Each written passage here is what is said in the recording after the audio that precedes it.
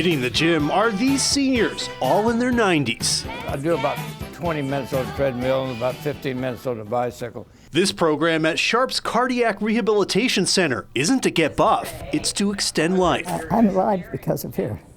For 91-year-old Margaret Landry, 8 years ago, this mother of 7 was clinging to life after a heart attack. I was sitting around waiting to die, and they didn't know what to do with me. And one of the nurses, the chief nurse, said, "Why don't you try the gym?"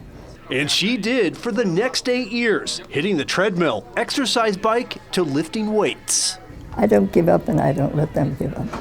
Margaret and all these men, also in their 90s, are cardiac patients at Sharp. They feel a common connection for their time at the rehab center. I finish my 20 minutes on a treadmill.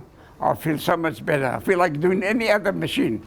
Programs like this, the hospital says, are becoming popular for doctors to prescribe to their patients. Exercise is medicine. It really can impact people in so many different ways. Mary Miller is the supervisor of the Sharp Cardiac Rehab Center. We really get people in better shape than they've been maybe in their whole life.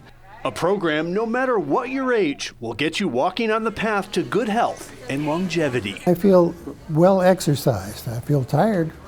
But exercise is the most important thing of all. If you would just go to the gym, you would feel so much better.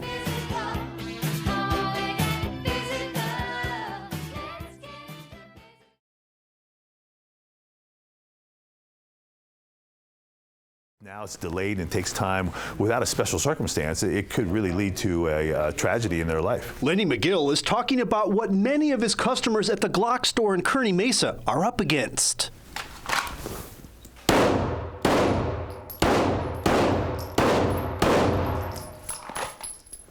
Now, if you want to shoot at the range, that's one thing. But if you're going to carry a gun out for personal defense, you need to get your CCW.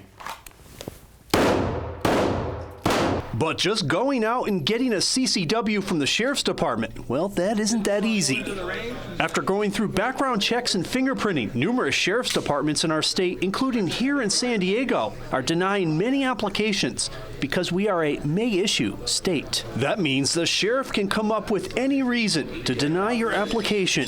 Just saying you need the CCW for self-defense isn't good enough for most sheriffs. They can have guns, but the rest of us can't. California State Assemblywoman Melissa Melendez of the 67th District in Riverside County has introduced Assembly Bill 757, which would allow self-defense under a shall issue clause.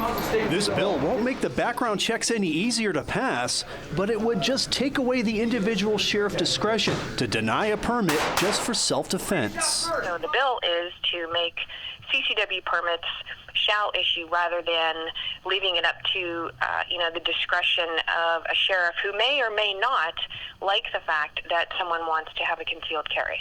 The laws don't make a lot of sense to a lot of people who really look at it from a common sense standpoint. Gun supporters like McGill say California, having some of the most firearm laws in the nation, needs to take a more common sense approach to regulation.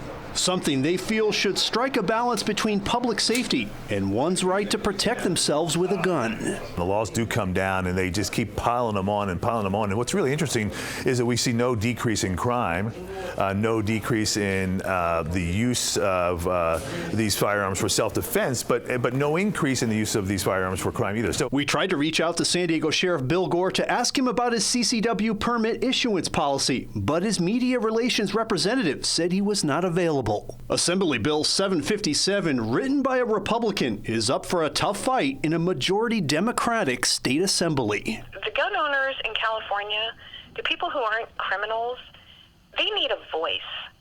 They don't have many friends in Sacramento, and if I'm the only one up there that's going to fight for them, that's okay. There's a reason to own a firearm for self-defense and protection of your physical person and your property, and there's a reason that people should be able to legally own a firearm and deploy that for self-defense.